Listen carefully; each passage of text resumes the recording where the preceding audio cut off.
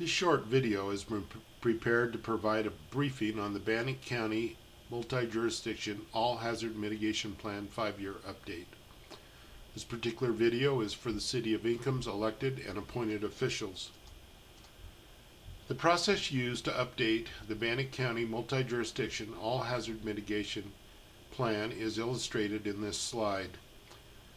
Please note that this video completes the task identified in this green box to communicate risk and vulnerability to the public and the elected officials. Similar videos have been made for all elected officials in the participating jurisdictions. The updated plan can be found on the Bannock County Emergency Services website. The front page has the announcement that the plan has been updated, and you can click on this link and the plan will be downloaded to you, or you can enter this URL into your browser to see a copy of the plan. The foundation for the risk analysis process is a determination of the risk interval, or the return interval, which is the number of times that a hazardous event might occur in a jurisdiction. This particular example shows an event that has occurred 17 times over a time span of 23 years. The calculated statistical probability of that event happening is 73.9 or 74% probability. The reoccurrence interval is 1.35. What that tells us is that that particular hazard event has a 74% probability of reoccurring, and the reoccurrence interval, or the time between events, is 1.35 years. Using that information and other geographical information, we're able to calculate then the hazard analysis scores. We look at 5 specific categories. Historical occurrence, which looks at the number of events that have occurred over a time frame, preferably 50 years, but the data doesn't always provide 50 years worth of historical data.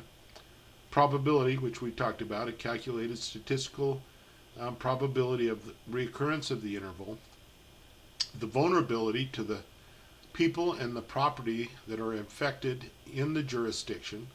The spatial extent, which looks at the percentage of the jurisdiction which is affected, which this is just a geographical determination within the jurisdiction.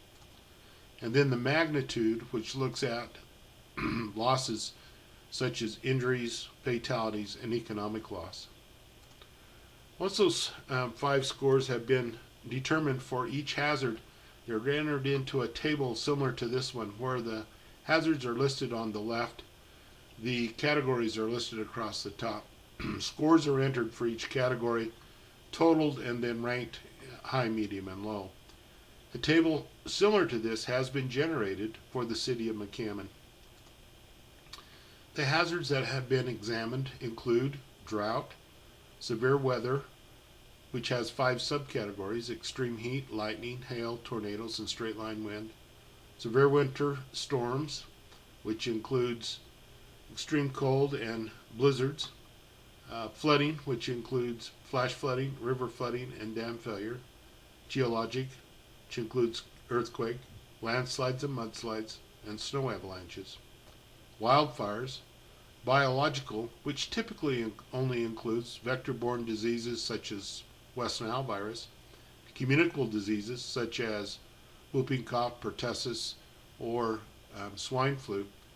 But this year we have added, because of the outbreak of pocket gophers in southern Idaho, we've added a burrowing rodent section as a biological hazard because of the damage that the rodents are doing to the canals, which is causing flooding, especially in the Treasure Valley.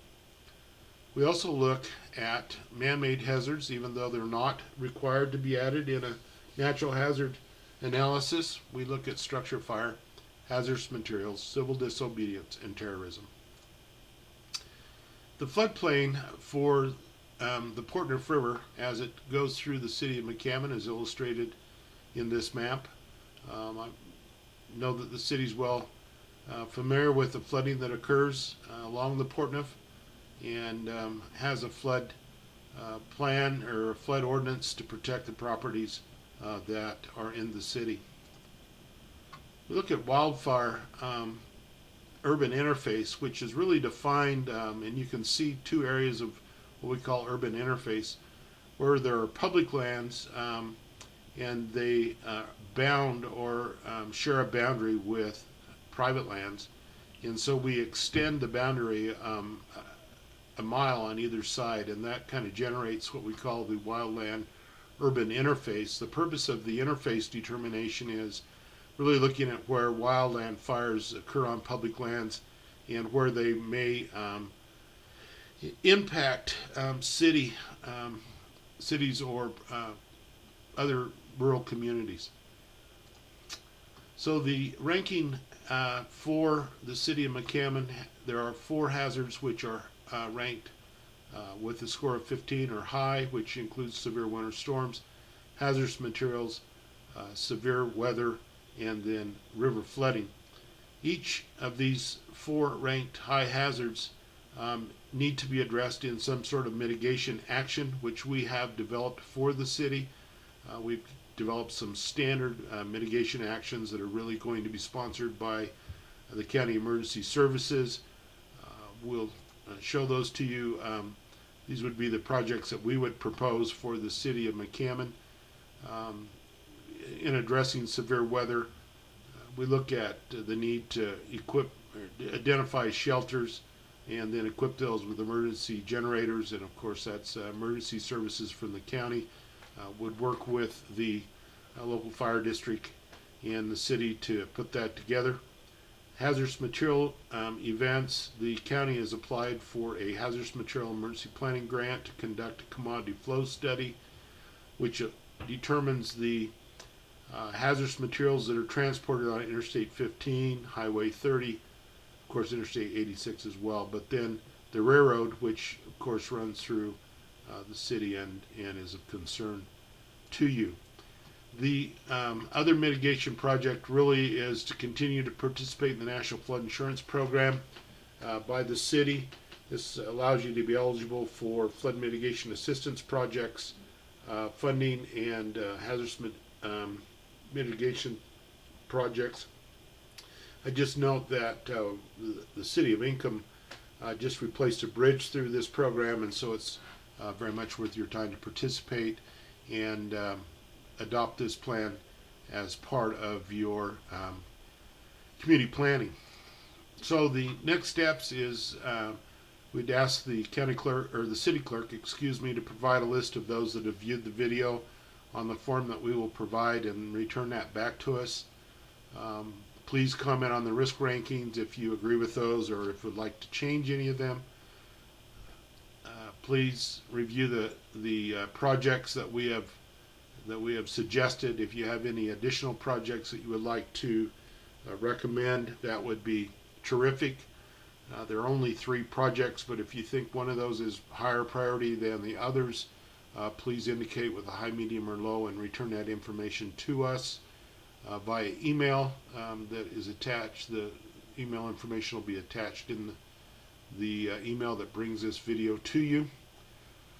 Once the plan has been approved by FEMA, which is about a 3-month process, you will be asked to adopt a resolution or approve a resolution to adopt the plan and return that to us, and we will contact you at that time.